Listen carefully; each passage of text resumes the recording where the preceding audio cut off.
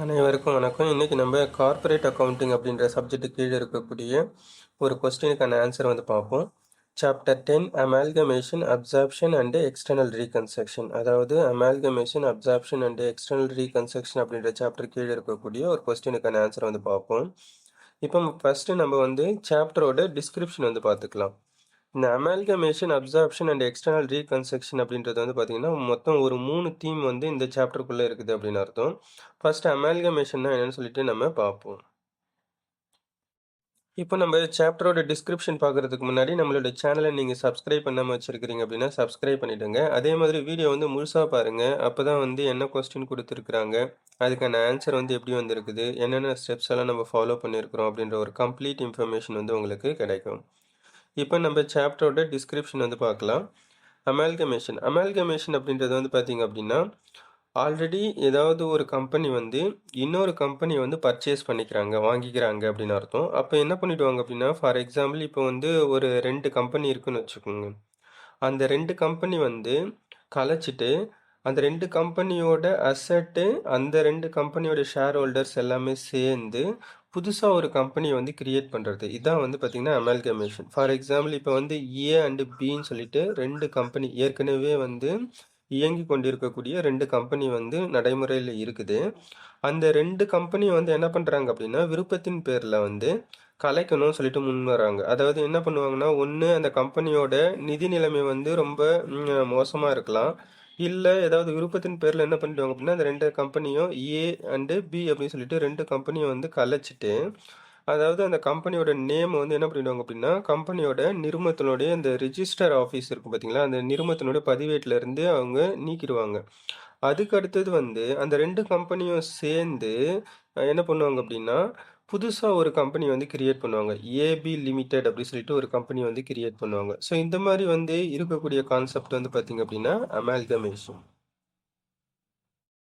இதுக்கு வந்து தமிழ்ல இணைத்தல் அப்படின்னு அர்த்தம். இணைத்தல் அப்படின்னா ஏற்கனவே இயங்கிக் கொண்டிருக்கக்கூடிய 2 நிறுமங்கள் வந்து விருப்பத்தின் பேரிலோ இல்லை ஏதாவது ஒரு சூழ்நிலைனாலோ என்ன பண்றாங்க அப்படின்னா கலைக்கப்பட்டு புதிதாக ஒரு நிறுமத்தை வந்து புதிய ஒரு பேர்ல வந்து உருவாக்குறதுக்கு. அதே மாதிரி அப்சார்ப்ஷன் அப்படின்றது இன்னொரு தீம். அப்சார்ப்ஷன் அப்படின்றது வந்து பார்த்தீங்கன்னா, நான் ஏற்கனவே சொன்ன மாதிரி தான். ஏ, பி அப்படி சொல்லிட்டு நம்மக்கிட்ட 2 கம்பெனி இருக்குது. இதில் வந்து பார்த்தீங்கன்னா, ஏ கம்பெனி வந்து ஃபைனான்ஷியலி குட், அதாவது நிதி நிலைமையில வந்து ரொம்ப வலுவானதா இருக்குது அப்படின்னு அர்த்தம்.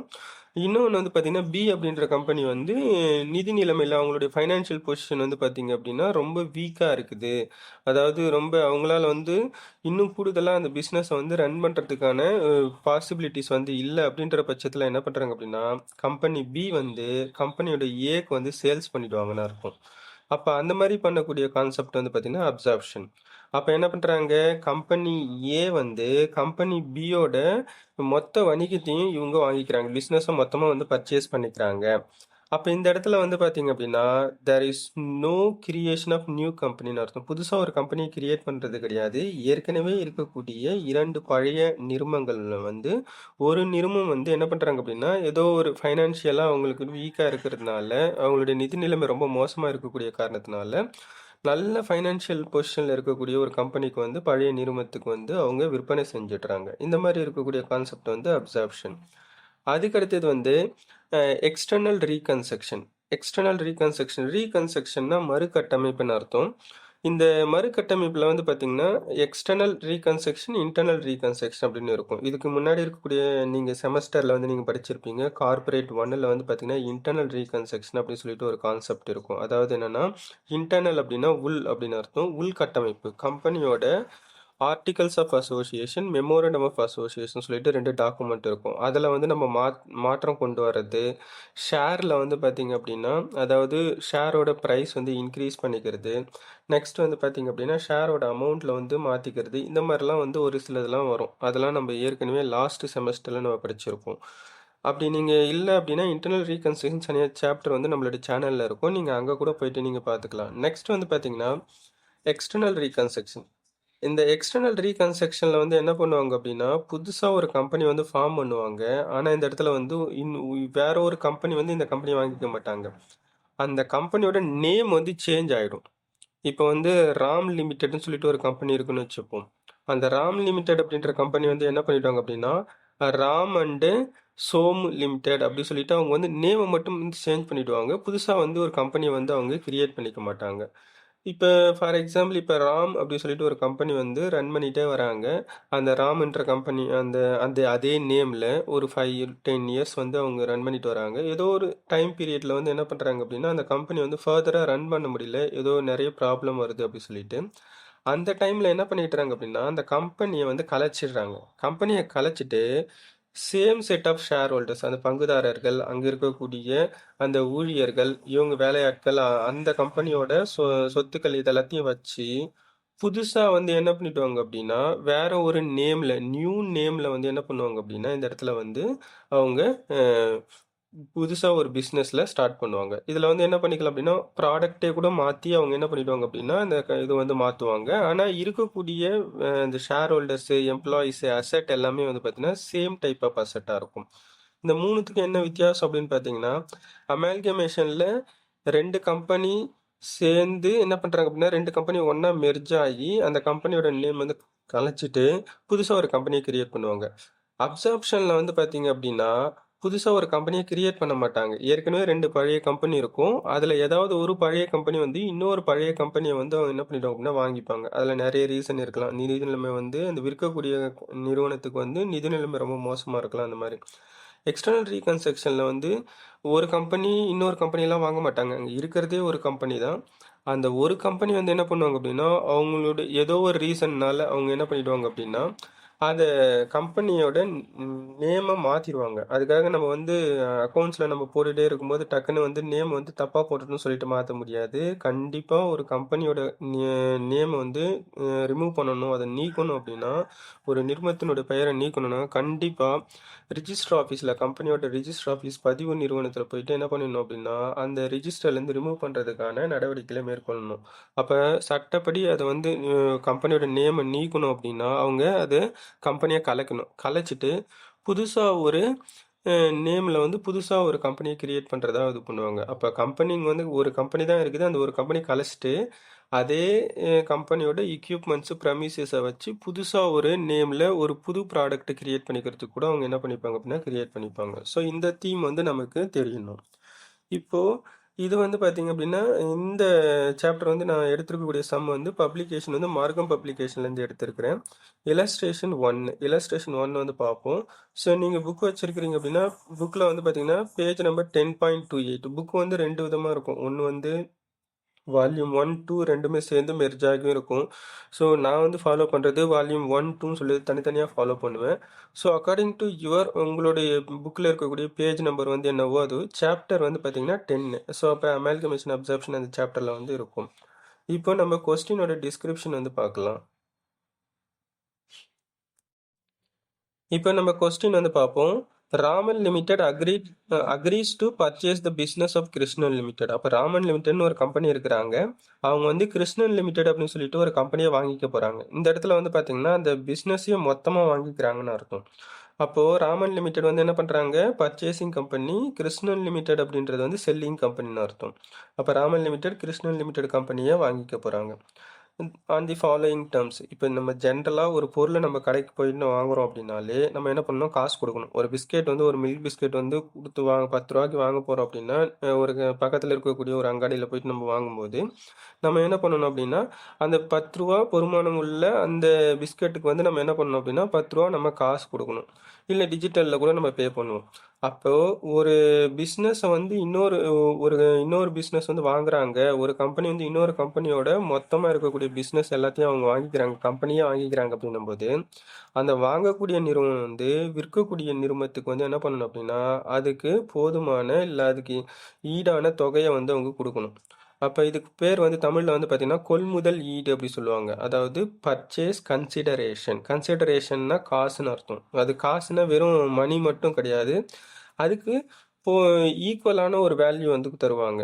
இப்போ நம்ம நார்மலாக வந்து இந்த மணி அப்படின்ற கான்செப்ட்லாம் வர்றதுக்கு முன்னாடி நீங்கள் என்ன பண்ணியிருப்பீங்க அப்படின்னா எக்கனாமிக்ஸ் இதெல்லாம் இது பண்ணியிருந்தீங்கன்னா பார்ட்டர் சிஸ்டம் ஃபாலோ பண்ணியிருப்பாங்க. அதாவது ஒரு பொருளை நம்ம வாங்குகிறோம், நமக்கு தேவை அப்படின்னா நமக்கு ஈடாக ஏதாவது ஒரு தங்கமோ இல்லை ஏதாவது ஒரு பொருளோ கொடுத்துட்டு என்ன பண்ணிடுவோம் அப்படின்னா திருப்பி வாங்கிப்போம். அதான் இந்த பர்ச்சேஸ் கன்சிடரேஷன் அப்படின்றது வந்து கொள்முதல் ஈடு. ஒரு பொருளை வாங்குறதுக்கு அந்த பொருளுக்கு அந்த பொருளோட மதிப்புக்கு ஈடான ஒரு தொகையோ இல்லை வேற ஏதாவது ஒரு பொருளோ நமக்கு கொடுக்கக்கூடியது. இதுதான் வந்து பர்ச்சேஸ் கன்சிடரேஷன். இப்போ அதை தான் நம்ம இங்கே வந்து நம்ம கால்குலேட் பண்ண போகிறோம். அப்போ ஒரு பிஸ்னஸ் வந்து இன்னொரு பிஸ்னஸை வந்து வாங்கிக்கிறாங்க அப்படின்னும் போது இந்த கொஸ்டினில் வந்து நம்மக்கிட்ட எதுவும் கொடுக்கல. அமால்கமேஷன், அப்சர்ப்ஷன், எக்ஸ்டர்னல் ரீகன்ஸ்ட்ரக்ஷன் கொடுக்கல. இது வந்து ஜஸ்ட் ஒரு 5 மார்க் இல்லை 2 மார்க் கொஸ்டின் மாதிரி நம்ம எடுத்துப்போம்.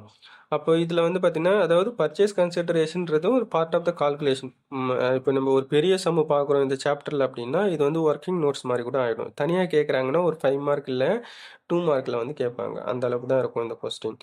அப்போ இந்த இடத்துல வந்து பார்த்தீங்கன்னா, ராமன் லிமிடெட் வந்து கிருஷ்ணன் லிமிடெடோட பிஸ்னஸை வாங்கிக்கிறாங்க. அப்போ கிருஷ்ணன் லிமிடெடோட பிஸ்னஸை வாங்கிக்கிறாங்கன்னா, கிருஷ்ணன் லிமிடெடோடைய அசட்டு, கிருஷ்ணன் லிமிடெடில் இருக்கக்கூடிய அதுக்கடுத்தது எம்ப்ளாயீஸு, அவங்களுடைய பாலிசிஸு, ரைட்ஸு மொத்தமாக வாங்கிக்கிறாங்கன்னு அர்த்தம். அந்த ப்ரமிசஸ் எல்லாமே அவங்கக்கிட்ட இருக்கக்கூடிய கிரவுண்டு, பிளான்ட்டு, மிஷினரி எல்லாத்தையும் மொத்தமாக வாங்கிக்கிறாங்கன்னு அர்த்தம். அப்போ ராமன் லிமிடெட் வாங்கிக்கிறாங்க. அப்போ எல்லா சொத்தையும் வாங்கிக்கிறாங்க அப்படின்னும் போது ராமன் லிமிடெட் வந்து என்ன பண்ணணும், அந்த கிருஷ்ணன் லிமிடெடுக்கு வந்து அந்த சொத்தோட வேல்யூக்கு கொடுக்கணும், காசு கொடுக்கணும். வெறும் காசு மட்டும் இந்த டெர்மினாலஜியில் வராது.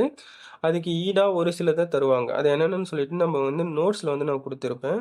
அதில் நம்ம போயிட்டு நம்ம டிஸ்கஸ் பண்ணும்போது நமக்கு வந்து கிளியராக தெரியும்.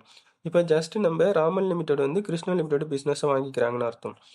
இதில் வந்து பார்த்தீங்கன்னா ஒரு 3 ஆப்ஷனில் வந்து என்ன பண்ணுறாங்க, ராமன் லிமிடெட் வந்து கிருஷ்ணன் லிமிடெடுக்கு வந்து செட்டில் பண்ணுறாங்க. அந்த செட்டில் பண்ணுறது வந்து வெறும் அமௌண்ட் மட்டும் கிடையாது. இந்த இடத்துல வந்து பாருங்கள், first option for each of 10,000 shares of ₹10 each in Krishnan limited. So Krishnan limited கிட்ட வந்து 10,000 நம்பர் ஆஃப் ஷேர் இருக்குதுன்னு அர்த்தம். ஒரு ஷேரோட ரேட் வந்து எவ்வளோ, ₹10.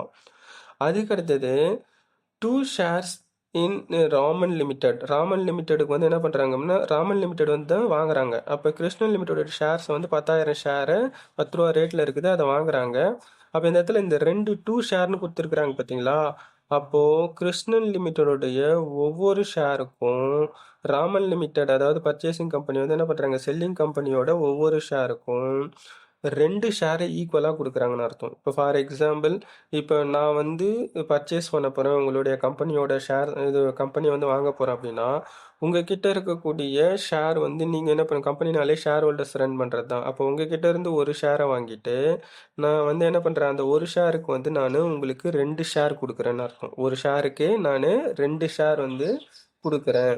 அதாவது நான் வந்து காசு என்கிட்ட இல்லை, காசுக்கு பதில் நான் வந்து என்ன பண்ணுறேன், என் கம்பெனியோட ஷேரை வந்து நான் வந்து 2 கொடுக்குறேன் அப்படின்னு அர்த்தம். சிம்பிளாக கூட எடுத்துக்கலாம்.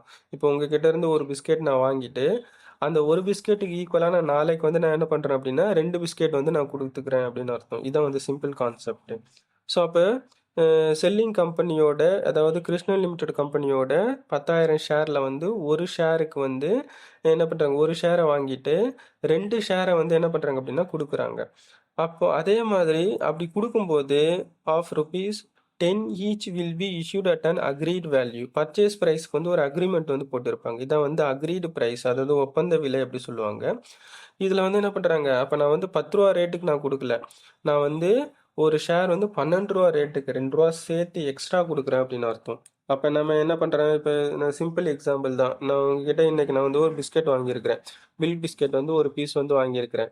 நான் நாளைக்கு வந்து என்ன பண்ணுறேன், அதை விட காஸ்ட்லியாக இருக்கக்கூடிய ஒரு பிஸ்கெட், ரொம்ப என்ன பண்ணுறோம் அப்படின்னா காஸ்ட்லியாக இருக்கக்கூடிய ஒரு பிஸ்கெட் வந்து ஒரு ₹50 ரேட்டில் இருக்கக்கூடிய ஒரு பிஸ்கெட்லேருந்து ஒரு 2 பீஸ் வந்து நான் உனக்கு கொடுக்குறேன் அப்படின்னு அர்த்தம். அதுதான் இந்த இடத்துல சிம்பிள் கான்செப்ட். அப்போது ஒரு ஷேர் ₹10 ரேட்டில் இல்லாமல் ₹12 ரேட்டில் வந்து நான் கொடுக்குறேன் அப்படின்னு அர்த்தம். அப்போது இந்த இடத்துல என்ன பண்ணுறாங்க, கிருஷ்ணன் லிமிடெட் வந்து செல்லிங் கம்பெனி, அவங்க கிட்ட இருக்கக்கூடிய 10,000 ஷேர் வந்து வாங்கிக்கிறாங்க. ஒரு ஷேருக்கு ₹2 2 ஷேரை கொடுக்குறாங்க. அதே மாதிரி ஷேரோட ப்ரைஸ் வந்து ₹10 ஷேருக்கு வந்து ₹12 கொடுக்குறாங்க. ஒரு ஷேருக்கு வந்து ₹12 கொடுக்குறாங்க அப்படின்னு அர்த்தம். இது எப்படி அப்ளை ஆகுது அப்படின்றத வந்து நம்ம பார்க்கும்போது நம்மளுக்கு அண்டர்ஸ்டாண்ட் ஆகும். அதுக்கு அடுத்தது in addition ₹4 per share cash also will be paid. 4 per share அப்படின்னா மொத்தமாக எத்தனை ஷேர் இருக்குது, கிருஷ்ணன் லிமிடெட் செல்லிங் கம்பெனியோட ஷேர் வந்து 10,000 ஷேர். ₹12, ஒரு ஷேருக்கு ₹12 கொடுக்குறது மட்டும் இல்லாமல், ஒரு ஷேருக்கு 2 ஷேர் கொடுக்குறது மட்டும் இல்லாமல், அடிஷ்னலாக இந்த 10,000 ஷேருக்கு ஒவ்வொரு ஷேருக்குமே வந்து ஒரு ஷேருக்கு ₹4 அப்படின்னு சொல்லிட்டு கேஷாக கொடுக்குறாங்க. அப்ப இந்த இடத்துல என்ன வருது? ஃபர்ஸ்ட் கான்செப்ட்ல ஷேர் குடுக்குறாங்க. பர்ச்சேஸ் கன்சிடரேஷனுக்கு வந்து நான் ஏற்கனவே சொன்ன மாரி தான். நம்ம ஏதாவது ஒரு பொருள வாங்குறோம்னா, இப்ப இருக்கக்கூடிய டெர்ம்ஸ்ல வந்து நம்ம என்ன பண்றோம்? ஜென்ரலா டிஜிட்டல் மணி இருக்கு. அதுக்கு அடுத்தது நம்மளுக்கு நார்மலா இருக்கக்கூடிய கரன்சி வந்து இருக்குது. காச குடுத்து நம்ம வாங்கிப்போம். இதே இதுக்கு முன்னாடி இருக்கக்கூடிய ஏன்ஷியன்ட் டைம்ஸ்ல வந்து என்ன பண்ணியிருப்பாங்க அப்டின்னா, அந்த காலத்துலலாம் வந்து பார்ட்டர் சிஸ்டம் பண்டமாற்று முறை வந்து ஃபாலோ பண்ணியிருப்பாங்க. அந்த பண்டமாற்று முறையில வந்து என்ன பண்ணுவாங்க? ஒரு பொருள வாங்குறதுக்கு இன்னொரு பொருள வந்து ஈடா வந்து குடுத்திருப்பாங்க. ஸோ, அப்ப அவங்க கிட்ட இருக்கக்கூடிய உபரியா இருக்கக்கூடிய ஒரு பொருள குடுத்து மாத்திருப்பாங்க. அதே கான்செப்ட் தான் இந்த இடத்துல. கம்பெனில வந்து என்ன பண்ணுவாங்க அப்டின்னா, ஒரு கம்பெனி வந்து இன்னொரு கம்பெனிய வந்து மொத்தமா வாங்கிக்கிறாங்கன்னும்போது, வாங்கக்கூடிய கம்பெனி வந்து என்ன பண்ணுவாங்க அப்டின்னா, அந்த கம்பெனியோட வாங்கக்கூடிய கம்பெனியோட ஷேர் பங்குகள குடுத்து ஈடா குடுத்து வாங்கிக்கலாம். அது மட்டும் கிடையாது. எ கேஷ் இருக்குது அப்டின்னா, கேஷ குடுத்து வாங்கிப்போம். ஏதாவது ஒண்ணு தான் ஆஃப் நம்ம ஃபாலோ பண்ணணுன்றது இல்ல. Combination of them. ஏதாவது 2த்தையும் சேர்ந்து இல்ல இதுக்கு அடுத்தது இன்னொரு கான்செப்டும் இருக்கும். அது மாரி நம்ம வந்து என்ன ரூல்ஸ் வந்து சொல்லியிருக்கிறாங்கன்றத வந்து பார்ப்போம். ஸோ, அப்ப இந்த இடத்துல கொஸ்டின்ல வந்து என்ன சொல்றாங்க, ராமன் லிமிடெட் வந்து கிருஷ்ணன் லிமிடெட் பிசினஸ வாங்குறதுக்கு ஷேர் வந்து குடுக்குறாங்க ஃபர்ஸ்ட் ஆப்ஷனுக்கு. அதுக்கப்புறமேட்டு அது மட்டும் இல்லாம, ஒவ்வொரு இதுக்கும் கேஷும் வந்து குடுக்குறாங்க. ஒவ்வொரு ஷேருக்கு வந்து என்ன பண்றாங்க அப்டின்னா, கேஷும் வந்து அடிஷனலா குடுக்குறாங்க. அடுத்தது வந்து பார்த்தீங்கன்னா, செகண்ட் ஆப்ஷன் பில வந்து 8% debenture worth ₹80,000 will be issued to settle the 60,000 of debentures in Krishnan limited. இப்ப என்ன பண்றாங்க, ராமன் லிமிடெட் வந்து கிருஷ்ணன் லிமிடெட் பிசினஸ மொத்தமா வாங்கிக்கிறாங்க. அப்ப மொத்தமா வாங்கிக்கும்போது, கிருஷ்ணன் லிமிடெடுடைய அசெட் மட்டும் தான் வந்து சேரும்ன்றது கிடையாது. அவங்களோட பிசினஸ் மொத்தமா வாங்கிக்கும்போது, கிருஷ்ணன் லிமிடெட் அப்படின்றது செல்லிங் கம்பெனி. செல்லிங் கம்பெனி கிட்ட வந்து நெறைய லயபிலிட்டீஸ் வந்து இருக்கும். பொறுப்புகள். அதாவது நம்ம பே பண்ணக்கூடிய டியூஸ் அமௌண்ட் வந்து இருக்கும். அதுல ஒன் ஆஃப் த இது வந்து பார்த்தீங்கன்னா, கிரெடிட்டார்ஸ் வந்து யாரு? டிபெஞ்சர்ஸ். ஸோ கடன் பத்திரதாரர்கள். கடன் குடுத்திருப்பாங்க. கிருஷ்ணன் லிமிடெடுக்கு வந்து கடன் குடுத்திருப்பாங்க. அது ஒரு ரூ. 60,000 இருக்கு. அத வந்து என்ன பண்றாங்கன்னா, இந்த purchasing company, Raman limited company இருக்கு பார்த்தீங்களா? இவங்க டைரக்ட்டா செட்டில் பண்ணிடுறாங்கன்னு அர்த்தம். அத டைரக்ட்டா செட்டில் பண்றது வந்து காசா குடுக்கல. ராமன் லிமிடெட் கம்பெனியோட கடன் பத்திரத்த குடுக்குறாங்க. 8% வட்டியில இருக்கக்கூடிய கடன் பத்திரத்த வந்து என்ன பண்றாங்க அப்டின்னா, செல்லிங் கம்பெனியான கிருஷ்ணன் லிமிடெட் கம்பெனியோடைய டிபெஞ்சர் ஹோல்டருக்கு குடுத்து செட்டில் பண்ணிக்கிறாங்கன்னு அர்த்தம். அப்ப இந்த இடத்துல வந்து கேஷோ இல்ல இந்த இதுவோ வரல. இதுக்கு ஒரு இது வந்து பார்த்தீங்கன்னா, நம்மளுக்கு வந்து இன்ஸ்ட்ரக்ஷன் குடுத்திருப்பாங்க. என்ன ஃபாலோ பண்ணணும் அப்டி சொல்லிட்டு. எடுக்கணுமா? எடுக்கக்கூடாதா? பர்ச்சேஸ் கன்சிடரேஷனுக்கு அப்டி சொல்லிட்டு சொல்லுவாங்க. அடுத்தது 3 option. ₹10,000 will be paid towards expenses of winding up. Winding up அப்டின்னா கம்பெனிய கலைக்கிறாங்கன்னு அர்த்தம். ஏன்னா, இந்த இடத்துல வந்து என்ன ஆகுது, ஒரு கம்பெனி இன்னொரு கம்பெனியோட பிசினஸ வந்து சேல்ஸ் பண்ணிட்டுறாங்க அப்டின்னும்போது, அந்த செல்லிங் கம்பெனி இருக்கு பார்த்தீங்களா, கிருஷ்ணன் லிமிடெட் அந்த செல்லிங் கம்பெனிய வந்து கலைச்சிடுவாங்க. ஏன்னா, அதுக்கப்புறமே சேல்ஸ் பண்ணிட்டாங்கன்னும்போது இவங்க வாங்கிக்கும்போது, அதே கம்பெனில வந்து அதே நேம்ல ரன் ஆகாது. அப்போ எந்த கம்பெனி வாங்கிக்கிறாங்களோ, அந்த கம்பெனியோட நேம்ல தான் அது வந்து ஃபுல்லா வந்து ரன் ஆகும். அப்ப அந்த செல்லிங் கம்பெனி வந்து மொத்தமா கலைச்சிடுவாங்க. அப்ப கலைக்கும்போது என்ன பண்றாங்க அப்டின்னா, அதுக்கான செலவுகள். ஏன்னா, அதுக்கு வந்து அரேஞ்ச்மென்ட் எக்ஸ்பென்டிச்சர்ஸ் ப்ரொசீஜர்ஸ்லாம் இருக்கும். லீகல் ப்ரொசீஜர்ஸ் வந்து இருக்கும். அட்மினிஸ்ட்ரேட்டிவ் ப்ரொசீஜர்ஸ் வந்து நிர்வாக செலவுகள், சட்டம் சார்ந்த செலவுகள். அதுக்கு அடுத்தது வந்து மற்ற இதர செலவுகள்லாம் இருக்கும். இதெல்லாமே வந்து பார்த்தீங்கன்னா, நிர்ம கலைப்பு செலவுகள் அப்டி சொல்லிட்டு தமிழ்ல சொல்லுவாங்க. அந்த நிர்மத்த கலைக்கிறதுக்கான செலவு. இத வந்து என்ன பண்றாங்கன்னா, செல்லிங் கம்பெனி அதாவது விற்பனை செய்யக்கூடிய கம்பெனி வந்து மேற்கொள்ளலாம். அது ஒரு ஆப்ஷன். இந்த இடத்துல அந்த மாரி பண்ணல. இந்த பர்ச்சேசிங் கம்பெனி கொள்முதல் நிறுவனம் இருக்கும் பார்த்தீங்களா, ராமன் லிமிடெட். அவங்க வந்து அந்த ரூ. 10,000 வந்து செலவு பண்ணிக்கிறாங்கன்னு அர்த்தம். அதுக்கப்புறம் இத வந்து எப்படி நம்ம பர்ச்சேஸ் கன்சிடரேஷன்ல எடுத்துக்கலாமா? அப்ப நம்ம பர்ச்சேஸ் கன்சிடரேஷன் என்னது? பிசினஸ வாங்கும்போது அதுக்கு ஈக்குவலா வேல்யூ குடுக்கக்கூடிய இந்த கால்குலேஷனுக்கு எடுத்துக்கலாமா? அப்படி சொல்லிட்டு சொல்ல வராங்க. இப்போ இருக்கக்கூடிய இந்த கொஸ்டினோட டீட்டெயில்ஸ வச்சு, நெக்ஸ்ட் நம்மளுடைய சாப்டர்ல வந்து என்ன பண்ணியிருப்பாங்க அப்படின்னா, ஒரு கிரைட்டீரியா குடுத்திருப்பாங்க. அதாவது கைட்லைன்ஸ். ஸோ என்னென்ன வழிகாட்டல்கள்லாம் குடுத்திருக்கிறாங்களோ, அந்த வழிகாட்டலின் பேர்ல வந்து என்ன பண்ணணும் அப்படின்னா, அப்ளை பண்ணி நம்ம இந்த கொஸ்டினுக்கான ஆன்ஸர வந்து விடைய நம்ம கண்டுபிடிக்கணும். ஸோ இப்ப நம்ப அதுக்கான இன்ஸ்ட்ரக்ஷன் என்ன அப்படின்றத வந்து நம்ம பார்ப்போம். இந்த சாப்டர பொறுத்தவரைக்கும் நமக்கு வந்து இந்த நோட்ஸ் வந்து ரொம்ப முக்கியம். நோட்ஸ் வந்து பார்த்தீங்க அப்டின்னா, நான் வந்து புக்கோட பேஜ் நம்பர் வைஸ் வந்து குடுத்திருப்பேன். எங்கெங்கலாம் இருந்து அந்த இன்ஸ்ட்ரக்ஷன் வந்து நம்மளோட புக்கோட தியரிலருந்து நம்ம எடுத்தோம் அப்டி சொல்லிட்டு. ஏன்னா நம்ம ஓனா வந்து அஸ்யூம் பண்ண முடியாது. ஒரு சம்மு போடுறதுக்கு முன்னாடி வந்து ஸ்டெப்ஸ் டூ சால்வ் த ப்ராப்ளம்ஸ்னு சொல்லிட்டு குடுத்திருப்பாங்க. அந்த கைட்லைன்ஸ ஃபாலோ பண்ணணும். ஃபர்ஸ்ட்டு வந்து பார்த்தீங்க அப்டின்னா, நம்மளுடைய note number 1 purchasing company or transferring company. நம்மளுடைய கொஸ்டின்ல பர்ச்சேசிங் கம்பெனி இல்ல டிரான்ஸ்ஃபரி கம்பெனி அப்படின்னு குடுத்துருக்காங்கன்னா, அது வந்து என்ன அப்படின்னா, ஒரு கம்பெனி வந்து இன்னொரு கம்பெனிய மொத்தமா வாங்கிக்கிறாங்கன்னு அர்த்தம். The company who which purchases another company. ஒரு நிறுவனம் வந்து இன்னொரு நிறுவனத்த வந்து வாங்கிக்கிறாங்க. நிறுவனத்தினோட வணிகத்த மொத்தமா வாங்கிக்கக்கூடியது வந்து பர்ச்சேசிங் கம்பெனி, கொள்முதல் நிறுவனம். It is also known as transferee company. இதுக்கு டிரான்ஸ்ஃபரி கம்பெனி அப்படி சொல்லிட்டு சொல்லுவாங்க. நம்மளுடைய இந்த கொஸ்டின்ல வந்து ராமன் லிமிடெட் அப்படின்றது வந்து பர்ச்சேசிங் கம்பெனி. அப்ப ராமன் லிமிடெட் வந்து கிருஷ்ணன் லிமிடெட வாங்கிக்கிறாங்கன்னு அர்த்தம். அப்ப அதுக்கு அடுத்தது செல்லிங் கம்பெனி, விற்பனை நிறுவனம். இதுக்கு இன்னொரு பேர் வந்து பாத்தீங்கன்னா, it is also known as transferor company. Transferor company அப்படின்னா, டிரான்ஸ்ஃபரர் அப்படின்னா மாற்றி கொடுக்கும், மாற்றும் நிறுவனம் அப்படின்னு அர்த்தம். இதே டிரான்ஸ்ஃபரி கம்பெனி அப்படின்னா எடுத்துக்கக்கூடிய நிறுவனம் அப்படின்னு அர்த்தம். அதாவது டேக் ஓவர் பண்ணிக்கிறாங்கன்னு அர்த்தம். அப்ப இந்த இடத்துல கிருஷ்ணன் லிமிடெட் அப்படின்றது வந்து செல்லிங் கம்பெனி நம்மளுடைய கொஸ்டின்ல. அடுத்தது உங்களுடைய புக்ல வந்து பாத்தீங்கன்னா, மார்க்கம் பப்ளிகேஷன் புக்ல பேஜ் நம்பர் 10.5. இல்ல ஒரு சில புக்ல வந்து புதுசா அடிஷன்லாம் மாறி இருந்தா கூட என்ன ஆயிருக்கும் அப்படின்னா, அந்த பேஜ் வந்து கொஞ்சம் முன்ன பின்ன மாறி இருக்கும். நீங்க அதுக்கேத்த மாரி கூட நீங்க பார்த்துக்கங்க. உங்களுக்கு வந்து தீம் வந்து டைட்டில் வந்து என்ன குடுத்திருப்பாங்கன்னா, பர்ச்சேஸ் கன்சிடரேஷன் அப்படி சொல்லிட்டு ஒரு டைட்டில் வந்து குடுத்திருப்பாங்க. அதாவது ஹெட்டிங் வந்து குடுத்திருப்பாங்க. அது கீழ பர்ச்சேஸ் கன்சிடரேஷன்னா என்ன அப்படின்னு சொல்லிட்டு ஒரு டெஃபினிஷன் குடுத்திருப்பாங்க. அது என்னன்னு சொல்லிட்டு நம்ம பார்ப்போம். பர்ச்சேஸ் கன்சிடரேஷன் அப்படின்னா, பர்ச்சேஸ் அப்படின்னா கொள்முதல் செய்றது தமிழ்ல. கன்சிடரேஷன் அதுக்கு ஈக்குவலா குடுக்குறதுன்னு அர்த்தம். நான் ஏற்கனவே சொன்ன மாரி தான். நம்ம சாதாரணமா ஒரு பொருள வாங்குறோம் அப்படின்னாலும், அந்த பொருளுக்கு ஈடான அந்த பொருளுக்கான விலைக்கு ஈடான பணத்த நம்ம திருப்பி குடுக்கணும். அதே மாரி தான். அப்ப அதுதான் வந்து பர்ச்சேஸ் கன்சிடரேஷன். அதுக்கு என்ன டெஃபினிஷன் குடுத்திருக்காங்க பாருங்க கம்பெனிக்கு.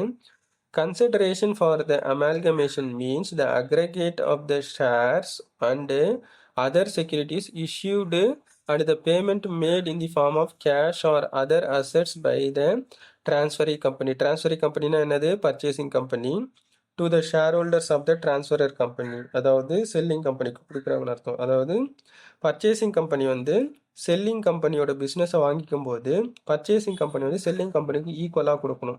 அதில் எந்தெந்த ஃபார்மில் கொடுக்கலாம்? ஷேராக கொடுக்கலாம். அப்போது ஷேராக வந்து நம்ம கொடுக்கலாம். அதர் செக்யூரிட்டிஸ் அப்படின்னா டிபெஞ்சர்ஸ் டாக்குமெண்ட்டாக இருக்கலாம், இல்லை வேறு ஏதாவது அதர் டாக்குமெண்ட்ஸாக கூட ஏதாவது இருக்கலாம். அது கவர்மெண்ட் டாக்குமெண்ட்டாக இருக்கலாம், இல்லை ஏதோ ஒரு இன்வெஸ்ட்மெண்ட் டாக்குமெண்ட் கொடுத்து கூட வாங்கிக்கலாம்னு அர்த்தம். Or made in the form of cash. அதுக்கு அடுத்தது கேஷாகவும் கொடுக்கலாம். ஸோ இந்த மாதிரி யாருக்கு கொடுக்குறாங்க? டிரான்ஸ்ஃபரி கம்பெனி வந்து டிரான்ஸ்ஃபரர் கம்பெனிக்கு, அதாவது செல்லிங் கம்பெனிக்கு செட்டில் பண்ணக்கூடிய இந்த கான்செப்ட். அப்போ செல்லிங் கம்பெனியோட பிஸ்னஸை வாங்கிட்டு பர்ச்சேசிங் கம்பெனி வந்து செல்லிங் கம்பெனிக்கு ஏதோ ஒரு விதத்தில் கேஷாவோ ஷேராவோ டிபெஞ்சராவோ ஏதோ ஒரு கேட்டகரிஸில் அவங்க செட்டில் பண்ணக்கூடிய இந்த கான்செப்டுக்கு பேர் தான் வந்து பர்ச்சேஸ் கன்சிடரேஷன். இது உங்களுடைய புக்கில் பேஜ் நம்பர் 10.5ல வந்து கொடுத்துருப்பாங்க. அடுத்தது ஃபோர்த்து என்ன சொல்லியிருக்கிறாங்க நோட்ஸில் அப்படின்னு சொல்லிட்டு நம்ம பார்ப்போம். பேஜ் நம்பர் 10.7 இதில் வந்து நிறைய ஆப்ஷன் இருக்கும். அதில் சி ஆப்ஷனில் வந்து கொடுத்துருப்பாங்க ஃபார்ம் ஆஃப் கன்சிடரேஷன். அதாவது பர்ச்சேஸ் கன்சிடரேஷன் அப்படின்னு கால்குலேஷனுக்கு எக்ஸாக்டாக என்னென்ன தீமெல்லாம் நம்ம எடுத்துக்கலாம் அப்படின்றது. ஸோ இப்போ இது என்னன்னு சொல்லிட்டு நம்ம பார்ப்போம். இப்போ இதில் எக்ஸாக்டாக வந்து பார்த்திங்க அப்படின்னா ஃபார்ம் ஆஃப் கன்சிடரேஷன், அதாவது அந்த ஈக்குவல் வேல்யூ நம்ம கொடுக்குறோம் பார்த்தீங்களா, பிஸ்னஸை வாங்கிட்டு அதுக்கு ஈடான விலையை நம்ம கொடுக்கும்போது ஏற்கனவே நம்ம பார்த்த மாதிரி தான் அமௌண்ட் ஆஃப் கேஷ் ரொக்கமாக கொடுக்கலாம். கொள்முதல் நிறுவனம் வந்து விற்பனை நிறுவனத்துக்கு வந்து ரொக்கமாக கொடுக்கலாம். ஷேர்ஸ் பங்குகளாக கொடுக்கலாம். பங்குகள் அப்படின்னும் போது என்ன பண்ணிக்கலாம்? 2 விதமான பங்குகள் இருக்கும். நேர்மை பங்குகள், முன்னுரிமை பங்குகள். அதாவது ஈக்விட்டி ஷேர்ஸ், ப்ரிஃபரன்ஸ் ஷேர்ஸ் அதான் கொடுக்கலாம். டிபெஞ்சர்ஸ் கடன் பத்திரமா கொடுக்கலாம். ஸோ அப்போ கொள்முதல் நிறுவனம் அவங்க கிட்ட இருக்கக்கூடிய கடன் பத்திரங்களை வந்து என்ன பண்ணுவாங்க? விற்பனை நிறுவனத்துக்கு வந்து தந்துருவாங்க, கொடுக்கலாம் அதற்கு ஈடாக. அது receivable from the purchasing company as part of the purchase price. Purchase ப்ரைஸ்னால் இந்த அக்ரிமெண்ட் ப்ரைஸ்னு அர்த்தம். அப்போது வாங்கும் நிறுவனம் விற்கும் நிறுவனத்தை வந்து வாங்கும்போது 2 நிறுவனத்துக்கு இடையே வந்து ஒரு ஒப்பந்த விலை வந்து மேற்கொண்டிருப்பாங்க. அப்போ அந்த ஒப்பந்த விலைக்கு பேர் தான் வந்து பர்ச்சேஸ் ப்ரைஸ், கொள்முதல் விலை அப்படி சொல்லிட்டு அர்த்தம்.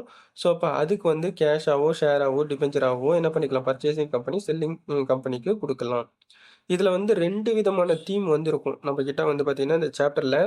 Amalgamation in the nature of merger, இதில் நம்ம நிறைய பார்த்துருப்போம். அமால்கமேஷன், அப்சார்ப்ஷன், எக்ஸ்டர்னல் ரீகன்ஸ்ட்ரக்ஷனு. இந்த தீம் வந்து எல்லாத்துக்கும் அப்ளை ஆகும். இது இப்போ நம்மளுடைய கால்குலேஷனுக்கு அப்ளை ஆகிறதுனால இது தேவைக்கு நம்ம எடுத்து வச்சுருக்கோம்.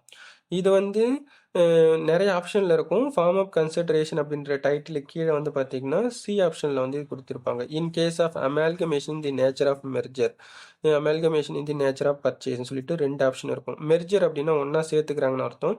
Amalgamation in the nature of purchase அப்படின்னா ஒரு கம்பெனி இன்னொரு கம்பெனி வாங்கிக்கிறாங்கன்னு அர்த்தம். இதெல்லாம் வந்து ஒரு கான்செப்ட். நீங்கள் வந்து என்ன பண்ணுவீங்கன்னா தியரியை அந்த சாப்டரில் போயிட்டு பார்த்தீங்கன்னா சொல்லியிருப்பாங்க அமால்கமேஷன் நேச்சர் ஆஃப் மெர்ஜர்னா என்ன, பர்ச்சேஸ்னா என்னன்னு சொல்லிட்டு.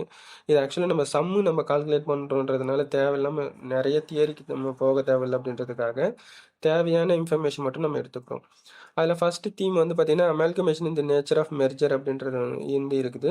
ஸோ இந்த கான்செப்டில் வந்து பார்த்தீங்கன்னா பர்ச்சேஸ் கன்சிடரேஷன் கால்குலேட் பண்ணும்போது should be in the form of purchasing company shares only. In case நம்மளுடைய கொஸ்டினில் வந்து மெத்தட் வந்து அமால்கமேஷன் இந்த நேச்சர் ஆஃப் மெர்ஜராக இருக்குன்னா பர்ச்சேசிங் கம்பெனி செல்லிங் கம்பெனிக்கு அமௌண்ட்டை செட்டில் பண்ணும்போது அந்த அமௌண்ட் வந்து என்னவா இருக்கணும், கேஷாக இருக்கக்கூடாது, அது வந்து ஷேராக தான் இருக்கணும் அப்படின்னு அர்த்தம். அப்போ பர்ச்சேஸ் கன்சிடரேஷன் கால்குலேஷன் பண்ணும்போது என்ன பண்ணிப்பாங்க அப்படின்னா ஷேரை மட்டும் கால்குலேஷன் பண்ணிக்கணும். Cash can be paid to adjust fraction of shares alone. அப்போ என்ன பண்ணிக்கிறாங்க, இன்கேஸ் அவங்களுடைய ஷேர்ஸில் வந்து இப்போ ஒரு 10,000 ஷேர் இருக்குது நம்ம இந்த சம்மில் பார்த்த மாதிரி. அதில் இன்கேஸ் என்ன பண்ணுறாங்க அப்படின்னா செட்டில் பண்ணும்போது ஒரு 8,000 ஷேர் வந்து செட்டில் பண்ணுறாங்க. இன்னும் ஒரு 2,000 ஷேருக்கு வந்து அமௌண்ட் பத்தலை அப்படின்னும் போது அதுக்கு மட்டும் காசு கொடுத்துக்கலாம் அப்படின்னு அர்த்தம். ஆக்சுவலாக இந்த சம்மில் அந்த மாதிரி வராது, அது எக்ஸாம்பிளுக்காக நான் வந்து அந்த மாதிரி சொல்கிறேன். அடுத்தது in case of amalgamation in the nature of purchase, இது ஒரு மெத்தட் தான். அதில் நம்மளுக்கு வந்து இந்த மாதிரி பர்ச்சேஸ் கன்சிடரேஷன் கால்குலேஷன் பண்ணுறதுல டிஃப்ரெண்ட் மெத்தட்ஸ் வந்துருக்கும். அதில் செகண்ட் மெத்தட் வந்து நேச்சர் ஆஃப் பர்ச்சேஸ் அப்படின்னு சொல்லிட்டு. இதில் வந்து பார்த்தீங்கன்னா purchase consideration nature of purchase அப்படின்ற கான்செப்டில் பார்க்கும்போது purchase consideration can be in the form of shares or cash or anything else. நம்ம ஏற்கனவே முன்னாடி இந்த டெஃபினேஷன் பார்த்த மாதிரி தான். இதில் வந்து ஏதாவது எது வேணாலும் இருக்கலாம், இல்லை காம்பினேஷன்லேயும் இருக்கலாம். ஒன்று ஷேராக இருக்கலாம், இல்லை மொத்தமாகவே நம்ம செட்டில் பண்ணுறது கேஷாகவும் கொடுத்துடலாம், இல்லை டிபெஞ்சர்ஸாகவும் நம்ம கொடுத்துடலாம். ஸோ இந்த கொஸ்டினை பொறுத்த வரைக்கும் நம்மக்கிட்ட வந்து அமால்கமேஷன் நேச்சர் ஆஃப் மெர்ஜரா பர்ச்சேஸா அப்படின்னு எதுவும் கொடுக்கல. அப்போ நம்ம காம்பினேஷனில் இருக்கிற கால்குலேஷன் எடுத்துப்போம். ஏன்னா இது வந்து சிம்பிள் சம் அப்படின்றதுனால. இன்கேஸ் பெரிய சம் நம்ம பார்க்கும்போது நம்மளுக்கு வந்து அது கிளியராக வந்து சொல்லியிருப்பாங்க நேச்சர் ஆஃப் மெர்ஜர் மெத்தடா, நேச்சர் ஆஃப் பர்ச்சேஸ் மெத்தடா அப்படி சொல்லிட்டு. ஸோ அடுத்தது நோட் நம்பர் 5 வந்து என்ன சொல்லியிருக்கிறாங்க அப்படின்றத பார்ப்போம். இப்போ நம்ம நோட் நம்பர் 5 பார்க்கறதுக்கு முன்னாடி நோட் நம்பர் 1 to 4 வரைக்கும் என்னென்னலாம் கொடுத்துருக்குறாங்க, அந்த இன்ஸ்ட்ரக்ஷனை நம்மளோட கிவன் கொஸ்டினில் எப்படி அப்ளை பண்ணி பார்த்துக்கலாம் அப்படி சொல்லிட்டு பாருங்கள். இதில் நம்மளுடைய கொஸ்டினில் வந்து பார்த்தீங்கன்னா ஏபிசின்னு சொல்லிட்டு 3 ஆப்ஷன் இருக்குது. இதில் ஏ ஆப்ஷனில் வந்து என்ன சொல்லியிருக்கிறாங்க, கேஷ் இது ஷேர் வந்து கொடுக்குறதா சொல்லியிருக்கிறாங்க. ஷேர் ஃபஸ்ட்டு கொடுக்குறாங்க, செகண்ட் வந்து கேஷ் கொடுக்குறாங்க. அப்போ இந்த இடத்துல என்ன பண்ணிக்கலாம், நம்ம இந்த கேஷ் ஷேர் இந்த கான்செப்ட்டுக்கு நம்ம அப்போ பர்ச்சேஸ் கன்சிடரேஷனுக்கு நம்ம என்ன பண்ணிக்கலாம், ஃபர்ஸ்ட் ஆப்ஷன் ஃபுல்லாக வந்துடும்னு எடுத்துப்போம். செகண்ட் ஆப்ஷன் என்ன சொல்லியிருக்கிறாங்க, அதாவது பர்ச்சேசிங் கம்பெனி வந்து செல்லிங் கம்பெனியோட டிபெஞ்சர் ஹோல்டர்ஸுக்கு வந்து டிபெஞ்சர்ஸ் டாக்குமெண்ட்டை செட்டில் பண்ணுறதுக்கு டைரெக்டாக கொடுத்துட்றாங்க. இந்த இடத்துல வந்து இந்த பிஸ்னஸை மொத்தமாக வாங்கிக்கிறதுக்கு கொடுக்கல, அப்படியே இவங்க என்ன பண்ணுறாங்க, பர்ச்சேசிங் கம்பெனி அவங்களுடைய கடன் பத்திரத்தை, கொள்முதல் நிறுவனம் வந்து அவங்ககிட்ட இருக்கக்கூடிய கடன் பத்திரத்தை எடுத்துகிட்டு போயிட்டு விற்பனை செய்யக்கூடிய நிறுவனத்தோடைய கடன் பத்திரதாரர்களுக்கு நேரடியாக வந்து என்ன பண்ணுறாங்க அப்படின்னா செட்டில் பண்ணுறாங்க. அப்போ இந்த மாதிரி வரும்போது இதுக்கும் பர்ச்சேஸ் கன்சிடரேஷனுக்கும் சம்மந்தம் கிடையாது. அப்போ இதை எதனால அது சம்மந்தம் கிடையாதுன்னு சொல்கிறதுக்கு தான் நம்மளுக்கு வந்து இந்த நோட் நம்பர் 5 வந்து கொடுத்துருப்பாங்க. நோட் நம்பர் 5 வந்து பார்த்தீங்கன்னா உங்களுடைய புக்கில் பேஜ் நம்பர் 10.5 அதில் செகண்ட் ஆப்ஷன் பியில் வந்து கொடுத்துருப்பாங்க. Any amount agreed to be paid to the debenture holders or creditors of the selling கம்பெனியோட டைரெக்டாக செட்டில்மெண்ட் பண்ணுறாங்க. அந்த கம்பெனியோட ஷேர் ஹோல்டருக்கு கொடுக்கறது கிடையாது. இப்போ நம்ம இந்த ஷேர்ஸு கேஷ் இதெல்லாம் வந்து பார்த்தீங்கன்னா நம்மளுக்கு வந்து என்ன பண்ணுறாங்க, டைரெக்டாக கம்பெனியோட ஷேர் ஹோல்டருக்கு செல்லிங் கம்பெனியோட ஷேர் ஹோல்டருக்கு வந்து செட்டில் பண்ணுவாங்க. அப்போ ஏன்னா அவங்க தான் they are the owner of the company. Apart from the owners of the company, அந்த கம்பெனியோட ஓனர்ஸை தவிர்த்து, அதாவது ஷேர் ஹோல்டர்ஸை தவிர்த்து செல்லிங் கம்பெனியோட கிரெடிட்டார்ஸுக்கோ இல்லை டிபெஞ்சர் ஹோல்டர்ஸ் இந்த மாதிரி ஏதாவது டைரெக்டாக செட்டில் பண்ணுறாங்க அப்படின்னா அதுதான் இங்கே சொல்கிறாங்க can not be included in the purchase consideration. ஏன்னா பர்ச்சேஸ் கன்சிடரேஷன்றது வந்து என்னது, ஒரு கம்பெனி இன்னொரு கம்பெனியை வந்து மொத்தமாக வாங்கிக்கும் போது விற்கக்கூடிய கம்பெனியோட அந்த மொத்த சொத்துக்கான விலையை வந்து ஈடாக கொடுக்குறாங்க. அப்போ அந்த இடத்துல விலையை வந்து ஈடாக கொடுக்கும்போது யாருக்கு கொடுப்பாங்க, டு ஹூம் அப்படின்னும் போது பார்த்தீங்கன்னா only the owner of the company, அந்த கம்பெனியோட உரிமையாளருக்கு தான் தருவாங்க. அப்போ ஒரு நிறுவனத்தோட உரிமையாளர் வந்து யார், பங்குதாரர்கள், அந்த நிறுவனத்தோட பங்குதாரர்கள். அப்ப அந்த பங்குதாரர்கள் அப்படிங்கும்போது ஷேர் ஹோல்டர்ஸ்க்கு மட்டும்தான் வருவாங்க. Other then the share holders, அந்த ஷேர் ஹோல்டர்ஸை தவிர்த்து வேற யாருக்குமே வந்து நம்ம செட்டில் பண்றோம் அப்படின்னா that should not be considered as the purchase consideration. அதை தான் இங்கே வந்து சொல்ல வராங்க. அப்போ என்ன பண்றாங்க, இப்போ நான் வந்து உங்ககிட்ட இருந்து ஒரு பொருளை பிஸ்கெட்டை வாங்கிக்கிறேன்னு வச்சுப்போம். நான் வந்து பிஸ்கெட் வாங்குறதுக்கு உங்ககிட்ட நான் என்ன பண்ணுறோம், மில்க் பிஸ்கெட்டுக்கு 10 ரூபா காசு கொடுக்கணும். இன்கேஸ் நீங்கள் என்ன பண்ணுறீங்க அப்படின்னா வேற ஒருத்தவங்களுக்கு நீங்கள் வேற ஒருத்தவங்க கிட்ட இருந்து ஒரு 100 ரூபா கடன் வாங்கி வச்சிருக்கிறீங்க. நான் உங்ககிட்ட இருந்து 10 ரூபாய்க்கு நான் பிஸ்கெட் வாங்கினதுக்கு, பிஸ்கெட் 10 ரூபா ரேட்டுக்கு வாங்கினதுக்கு நான் உங்ககிட்ட அந்த 10 ரூபா உங்ககிட்ட தான் கொடுக்க முடியும். அதுக்காக உன்னுடைய ஃப்ரெண்டு கிட்ட இருந்து நீங்க என்ன பண்றீங்க அப்படின்னா 100 ரூபா கடன் வாங்கி இருக்கிறீங்க அப்படின்றதுனால உங்ககிட்ட கொடுக்க வேண்டிய அந்த காசு 10 ரூபாய்க்கு பதிலாக உன்னுடைய ஃப்ரெண்டு கிட்ட நான் 100 ரூபா கொடுக்க முடியாது. அதுதான் இங்க வந்து சொல்ல வராங்க. ஸோ அதுதான் இதுக்கான ரீசன். அடுத்த நோட்ஸ் வந்து என்ன சொல்லியிருக்கிறாங்கிறத பார்ப்போம். அது ஜஸ்ட் எக்ஸாம்பிளுக்காக தான் சொல்லியிருக்கிறேன். அதாவது பர்ச்சேஸ் கன்சிடரேஷன் கால்குலேஷனுக்கு தான். நீங்கள் கொஸ்டினில் அப்போ செட்டில் பண்ணியிருக்கிறாங்களே அப்படின்னும்போது செட்டில் பண்ணும்போது அது வந்து என்ன ஆகும் அப்படின்னா இந்த பர்ச்சேஸ் கன்சிடரேஷன் அந்த பிஸ்னஸை வாங்கின கால்குலேஷனுக்கு வராது.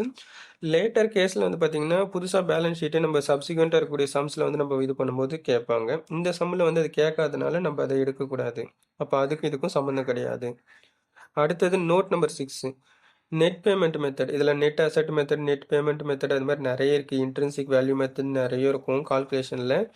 அதில் வந்து ஒரு பாயிண்ட் கொடுத்துருப்பாங்க, என்னன்னு சொல்லிட்டு பார்ப்போம். அதில் வந்து பார்த்தீங்கன்னா பேஜ் நம்பர் 10.6 நோட் நம்பர் 4 வந்து, அதாவது இந்த பாயிண்ட் நம்பர் 4 கொடுத்துருப்பாங்க. Even if the liquidation expenditure. இது எதுக்காக எடுக்கிறோன்றதை ஃபர்ஸ்ட் சொல்லிடுறோம். நம்மளோட கொஸ்டின்ல ஏன்னா நம்மளுக்கு வந்து கொஸ்டின்ல வைண்டிங் ஆஃப் எக்ஸ்பென்சஸ்ன்னு ஒன்று கொடுத்துருக்குறாங்க. அதை நம்ம கால்குலேஷனுக்கு எடுக்கணுமா எடுக்கக்கூடாதா, அப்படி எடுத்தோம்னா அதை எப்படி ஃபாலோ பண்ணணும் அப்படின்றதுக்கான நோட்ஸு. அதுக்காக தான் வந்து இந்த இடத்துல ரிலேட் பண்ணி காமிக்கிறேன். இப்போ இதில் வந்து பார்த்தீங்கன்னா பாயிண்ட் நம்பர் 4 வந்து சொல்லியிருப்பாங்க, even if the liquidation expenses of the selling company. Liquidation expenditure அப்படின்னாலும் வைண்டிங் ஆஃப் எக்ஸ்பெண்டிச்சர் அப்படின்னாலும் ஒன்று தான். லிக்விடேஷன்னாலும் கலைக்கிறது தான், வைண்டிங் ஆஃப் அப்படின்னாலும் கலைக்கிறது தான். இதெல்லாம் சினனிம்ஸ் தான். அப்போது selling of or agreed to be paid by the purchasing company. In case purchasing company வந்து செல்லிங் கம்பெனியோட அந்த வைண்டிங் ஆஃப் எக்ஸ்பெண்டிச்சர், அதாவது லிக்விடேஷன் எக்ஸ்பெண்டிச்சர்ஸ் வந்து நிறும கலைப்பு செலவுகளை வந்து செலுத்துறதா வந்து இவங்க அக்ரிமெண்ட் போட்டுப்பாங்க. 2 ஆப்ஷன் இருக்கும். ஒன்று லிக்விடேஷன் எக்ஸ்பெண்டிச்சர் வந்து செல்லிங் கம்பெனி அவங்களே செலவு பண்ணிக்கலாம். இன்கேஸ் அவங்ககிட்ட அந்த அளவுக்கு காசு இல்லாத பட்சத்தில் என்ன பண்ணிடுவாங்க, பர்ச்சேசிங் கம்பெனி வந்து அந்த செலவை எடுத்துப்பாங்க அப்படின்னு அர்த்தம். அப்போ அந்த மாதிரி ஃபாலோ பண்ணுறதுக்கு வந்து என்னது அப்படின்னா, அந்த மாதிரி கொடுக்குறாங்க அப்படின்னும் போது they should not B added in the purchase consideration. ஏன்னா லிக்விடேஷன் எக்ஸ்பெண்டிச்சர்ஸுக்கும் பிஸ்னஸை பர்ச்சேஸ் பண்ணுறதுக்கும் சம்மந்தம் கிடையாது. அதனால் அதை வந்து என்ன பண்ணிக்கலாம் அப்படின்னா பர்ச்சேஸ் கன்சிடரேஷன் கால்குலேஷனுக்கு எடுக்கக்கூடாது. அப்போது இந்த கொஸ்டினில் சிம்பிளாக நம்ம என்ன பண்ணணும் அப்படின்னா, உங்களுக்கு ஆப்ஷன் ஏ மட்டும்தான் கால்குலேஷனுக்கு வரும், ஆப்ஷன் பி வந்து வராது, ஆப்ஷன் சி வந்து வராது. ஆனால் இது ஏன் வராதுன்றதுக்காக தான் நம்ம இவ்வளோ இன்ஃபர்மேஷனை நம்ம வந்து டிஸ்கஸ் பண்ண வேண்டியதாக இருக்குது. அடுத்தது இப்போ தான் ஆக்சுவலாக நம்ம சம் வந்து பார்க்க போகிறோம். அது எப்படி அப்ளை பண்ணலாம் அப்படின்றத வந்து பார்ப்போம். இப்போ நம்ம டீட்டெயில்ஸ் வந்து பார்த்தோமா, ஆப்ஷன் ஏ மட்டும்தான் வரும் நம்மகிட்ட கொஸ்டினில், பி வந்து வராது, சியும் வராது. ஏன் வராதுன்றதுக்கு நம்ம நோட்ஸில் வந்து நம்ம பார்த்துட்டோம். நம்ம செக் பண்ணிவிட்டு நம்ம அதை என்ன பண்ணிட்டோம் அப்படின்னா ஒமிட் பண்ணிட்டோம். இப்போ ஃபர்ஸ்ட் ஆப்ஷன் ஏல வந்து நான் ஏற்கனவே சொன்ன மாதிரி தான், ராமன் லிமிடெட் வந்து பர்ச்சேசிங் கம்பெனி, கிருஷ்ணன் லிமிடெட் வந்து செல்லிங் கம்பெனி. அப்போ ஃபர்ஸ்ட் கிருஷ்ணன் லிமிடெட் ஷேர் தான் கொடுத்துருக்காங்க, 10,000 ஷேர். அப்போ ராமன் லிமிடெட் கிட்ட வந்து எவ்வளோ ஷேர் இருக்குதுன்னு நம்ம கிட்ட கொடுக்கவே இல்லை. ராமன் லிமிடெட் கிட்ட வந்து என்ன பண்ணிக்கலாம், 2 லட்சம் ஷேர் இருக்கலாம், 10 லட்சம் ஷேர் இருக்கலாம், வாட் எவர் இட் இஸ். ஆனால் நம்ம கிட்ட கொஸ்டினில் நம்மளுக்கு கால்குலேஷனுக்கு அது கொடுக்கல. ஆனால் ராமன் லிமிடெட் வந்து என்ன பண்ணுறாங்க, கிருஷ்ணன் லிமிடெட் செல்லிங் கம்பெனியோட ஒவ்வொரு ஷேருக்கும் 2 ஷேர் கொடுக்கறதா சொல்லியிருக்கிறாங்க. அப்போ நம்ம என்ன பண்ணிக்கலாம், 10,000 ஷேரை நம்ம எடுத்துப்போம். 10,000 ஷேருக்கு ஒவ்வொரு ஷேருக்கு 2 ஷேர், அப்போ 20,000 ஷேர் கொடுக்குறாங்கன்னு அர்த்தம். அதே மாதிரி செல்லிங் கம்பெனியோட ஷேர் ப்ரைஸ் வந்து எவ்வளோ, கிருஷ்ணன் லிமிடெட் 10 ரூபா. அப்போ அந்த ஒவ்வொரு ஷேர் 10 ரூபா ஷேருக்கும் இவங்க என்ன பண்ணுறாங்க, 10 ரூபாய்க்கு பதிலாக 12 ரூபா கொடுக்குறாங்க. இன்ஸ்டீட் ஆஃப் 10 ருபீஸ்க்கு வந்து என்ன பண்ணுறாங்க, எக்ஸாக்டாக கொடுக்காம ப்ரீமியம் ப்ரைஸ் 2 ரூபா சேர்த்து 12 ரூபாய் கொடுக்குறாங்கன்னு அர்த்தம். அப்போ இந்த 10 ரூபாவை நம்ம கணக்கில் எடுக்கக்கூடாது, இந்த 12 ரூபாயை நம்ம எடுத்துக்கணும். அப்போது 10,000 ஷேருக்கு 20,000 ஷேரை கொடுக்குறாங்க. ஒரு ஷேருக்கு 12 ரூபா ரேட்டில் வந்து கொடுக்குறாங்க. இப்போ மொத்தமாக எவ்வளோ செட்டில் பண்ணுறாங்க ஷேராக வந்து கிருஷ்ணன் லிமிடெடுக்கு வந்து 2,40,000 செட்டில் பண்ணுறாங்கன்னு அர்த்தம். அடுத்தது அப்போ 10,000 2ஆல் பெருக்கணும் 20,000 ஷேரு, 20,000 ஷேர் 12ஆல் பெருக்கணும்னா 2,40,000. அதுக்கு அடுத்தது செகண்டில் வந்து கேஷ் அக்ரீட் வேல்யூன்னு அது in addition ₹4 per share cash also will be paid. Per share அப்படின்னா ஒரு ஷேர். இப்போ மொத்தமாக எவ்வளோ ஷேர் இருக்குது, 10,000 ஷேர். ஒரு ஷேருக்கு 4 ரூபா கேஷாக கொடுக்குறாங்கன்னா அப்போ என்ன பண்ணுறாங்க, 10,000 ஷேருக்கு வந்து 40,000 கொடுக்குறாங்க. யார், ராமன் லிமிடெட் வந்து கிருஷ்ணன் லிமிடெடோடைய ஷேர் ஹோல்டர்ஸ்க்கு. அதான் இங்கே தெளிவாக சொல்லியிருக்கணும் பாருங்க. ஷேர்ஸ் டு ஃபர்ஸ்ட் ஆப்ஷனில் shares to be paid by the Raman limited purchasing company Raman limited to share holder of Krishnan limited. Krishnan limited share holder கொடுக்குறாங்க. அதே தான், கேஷ் கொடுத்தாலும் share holder of Krishnan limited selling company share ஹோல்டருக்கு தான் கொடுக்குறாங்க. அதை தவிர்த்து மற்றவங்களுக்கு யாருக்காச்சும் செட்டில் பண்ணுறாங்கன்னா அது கிடையாது. இந்த மாதிரி நான் ஏற்கனவே சொன்ன மாதிரி தான் லிக்விடேஷன் எக்ஸ்பெண்டிச்சர்ஸும் வந்து அஸ் பர் த கைட்லைன்ஸ் படி வராது. அப்போ மொத்தமாக வந்து நம்ம என்ன பண்ணுறாங்க, பர்ச்சேஸ் கன்சிடரேஷன் கால்குலேஷனுக்கு வந்து எவ்வளோ எடுத்துக்கிறாங்க, 2,40,000 ஷேரு, கேஷாக வந்து 40,000 சேர்த்து மொத்தமாக 2,80,000 அப்படின்றது பர்ச்சேஸ் கன்சிடரேஷன் வேல்யூ. இந்த கொஸ்டினில் பர்ச்சேஸ் கன்சிடரேஷன் மட்டும் கேட்டதுனால பர்ச்சேஸ் கன்சிடரேஷன் வேல்யூ வந்து 2,80,000. That's all.